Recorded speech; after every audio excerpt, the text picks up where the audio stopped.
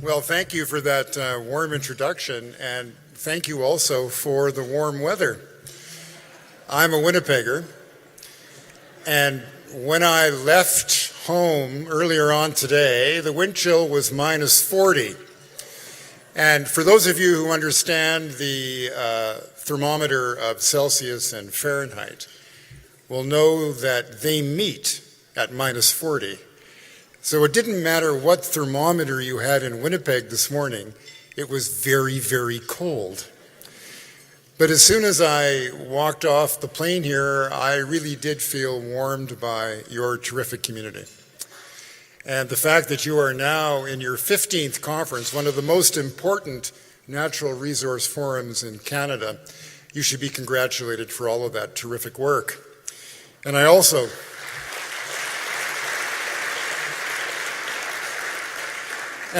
want to acknowledge that we are gathered on the traditional lands of the Lheidli Dene peoples, and I'm going to get back to that in a moment.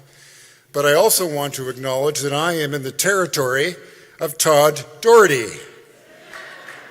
who is the Member of Parliament from Caribou, Prince George.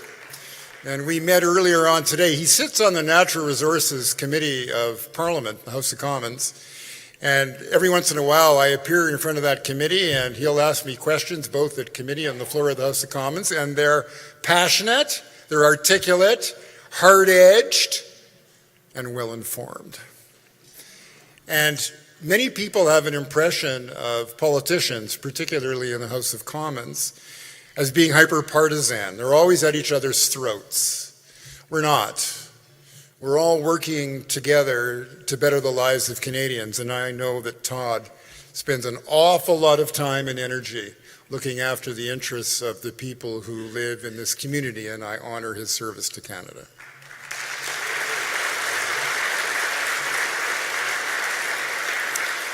And also my actual critic from the NDP, Richard Cannings, who's the Member of Parliament from South Okanagan, West Kootenays, here tonight. He's not quite as edgy as Todd, but he too believes passionately in natural resources development, sustainable development, and he is with us tonight in this room, as is Bob Zimmer, who is the Member of Parliament from Prince George, Peace River, Northern Rockies. And I also want to acknowledge Chief Dominique Frederick, with whom I spent a wonderful half an hour today with Todd to have a better understanding of his community, how the community is doing, its attitude towards natural resource projects, the relationship. And when we acknowledge that we are on traditional territory of Indigenous peoples, it's not just because it seems to be a courtesy or good practice. It's because it's a reminder that the relationship that we have with the land, the air, and the water is sacred. It's sacred because it's a relationship that we have inherited from generations that came before us, and our responsibility to pass it on in better shape to the generations that will follow.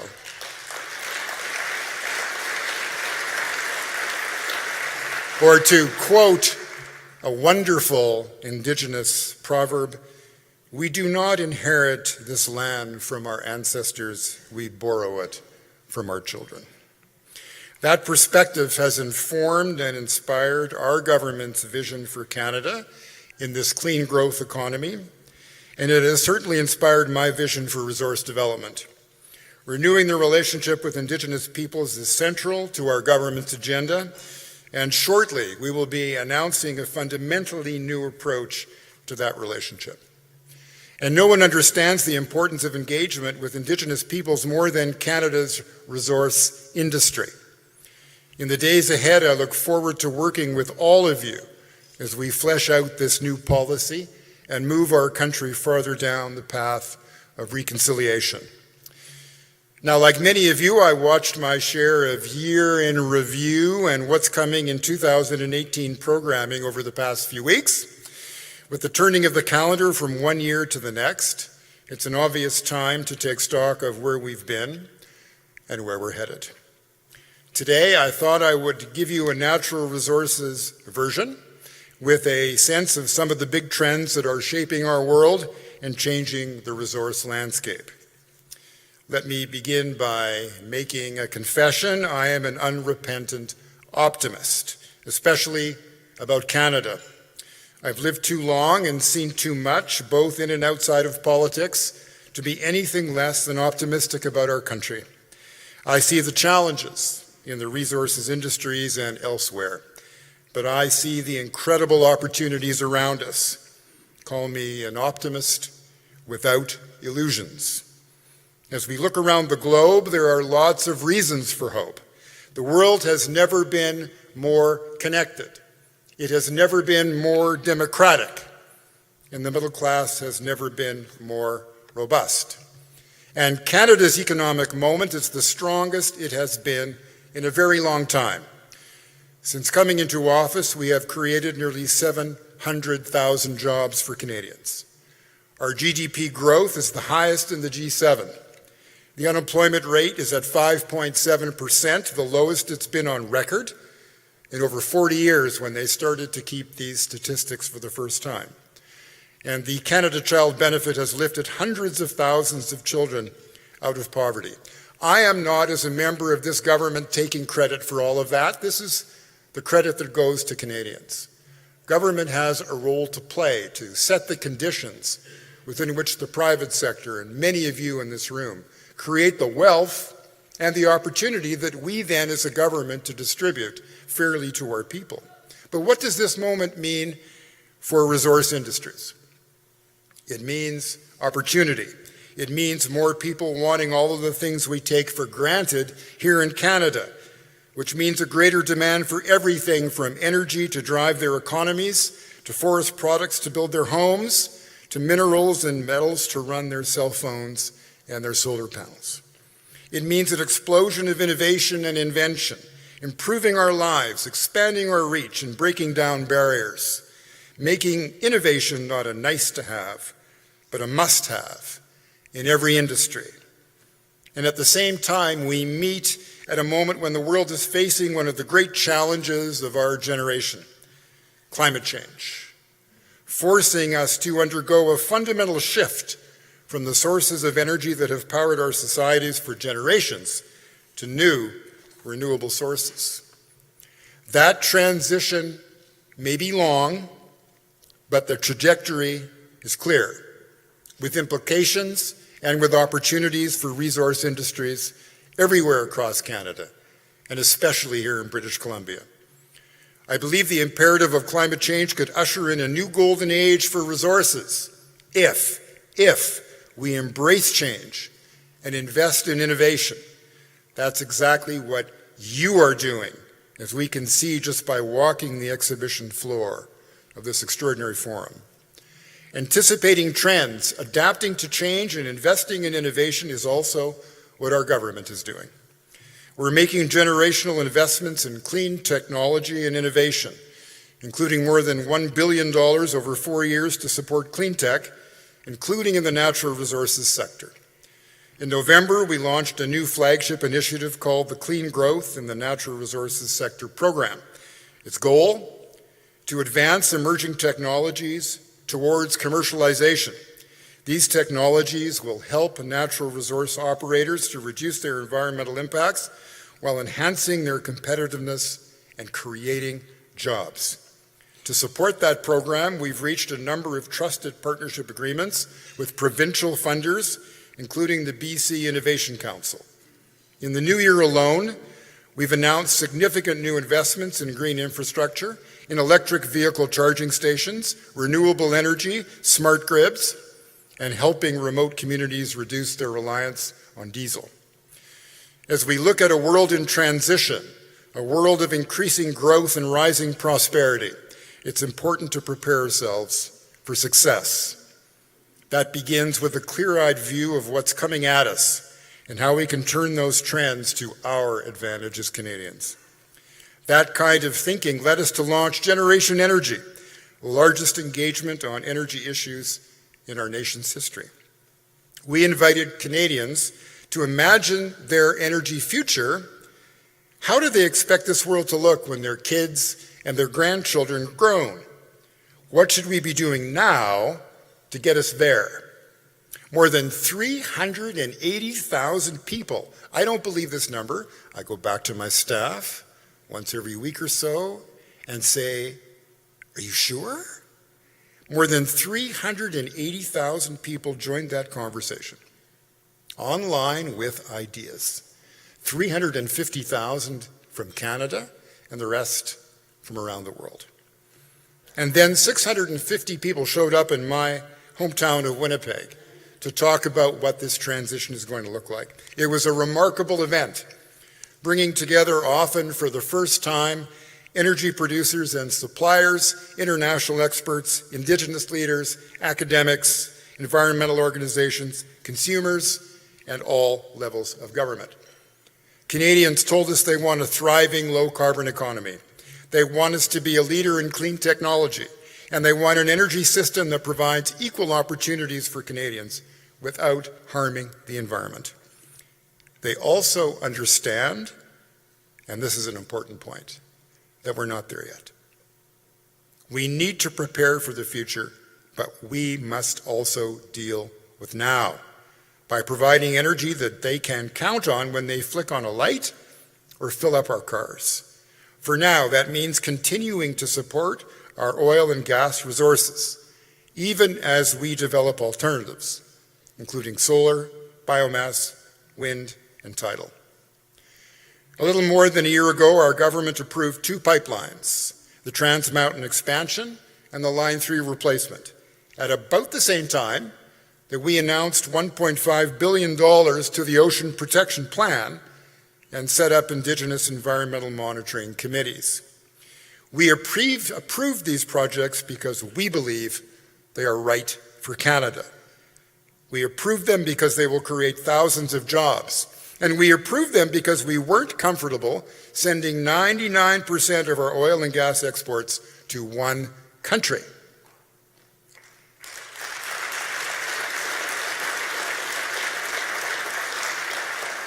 "99% of our exports of softwood lumber out of Quebec go to one country.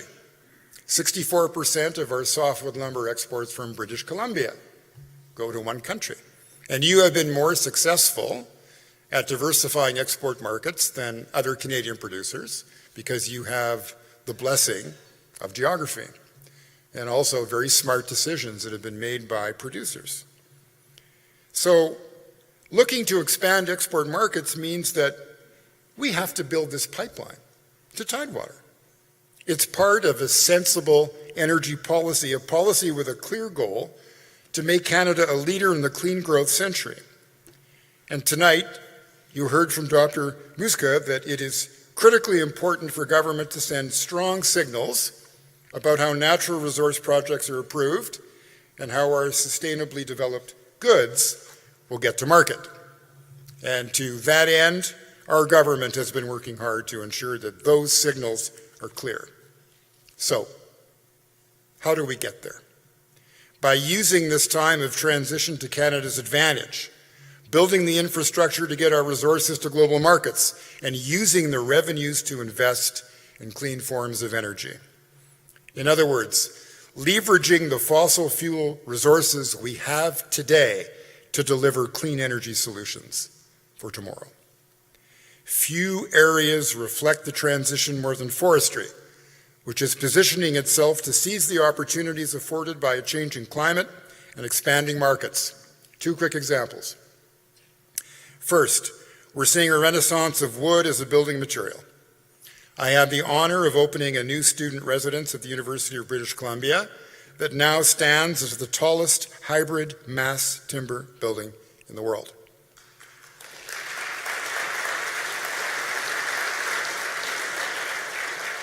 And how about you? Don't you have the Whittick building right here in Prince George?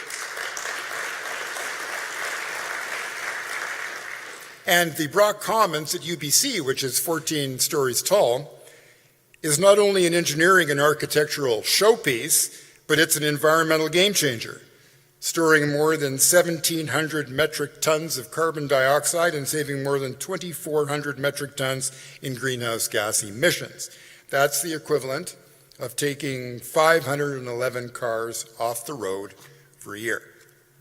This summer, I also had the chance to tour a new eco-district in Tianjin, China, a $2.5 billion project featuring almost 2 square kilometers of Canadian lumber, ingenuity, and expertise. Todd knows all about that. You've been there, you've studied this, you understand the potential as well as anybody in this room.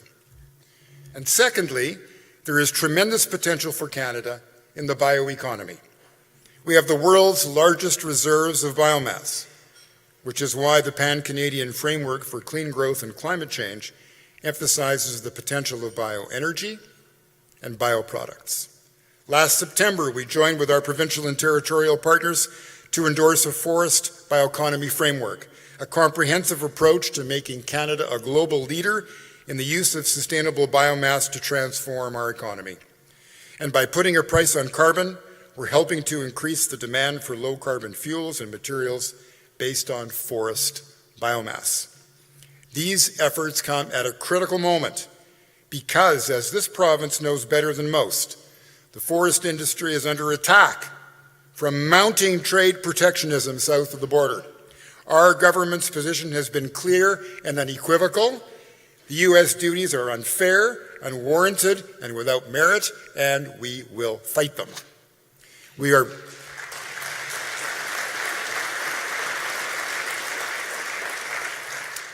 vigorously defending Canadian workers by challenging the duties before the World Trade Organization and through the North American Free Trade Agreement.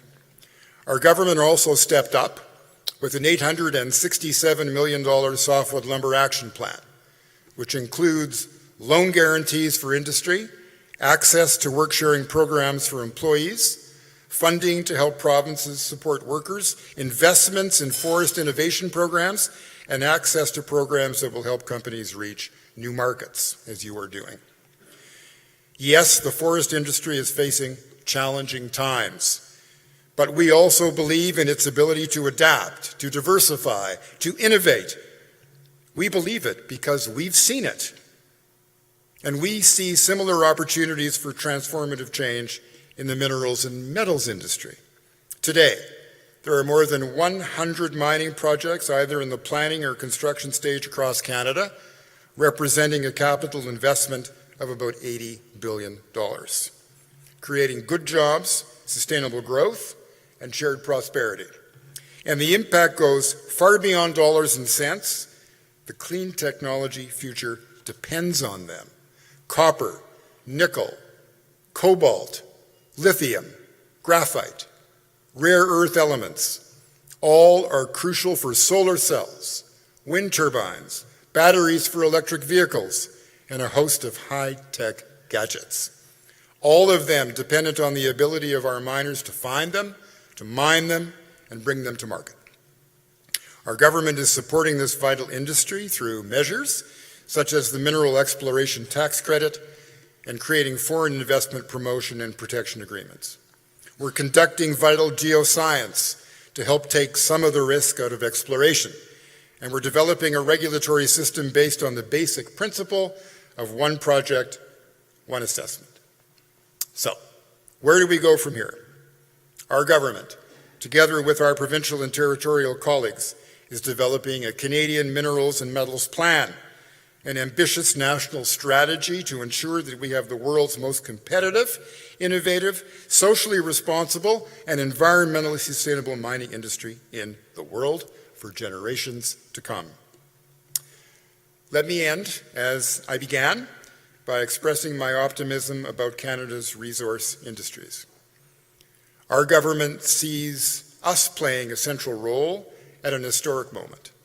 And like you, we're looking to the future and preparing for success in the energy sector through Generation Energy, in forestry with the bioeconomy strategy, in minerals and metals with a new national vision.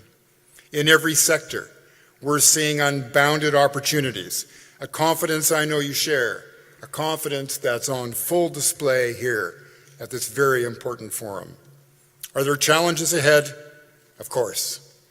But with vision and innovation and collaboration, I believe the future for Canada's natural resources will be as bright as we can imagine. Thank you very much.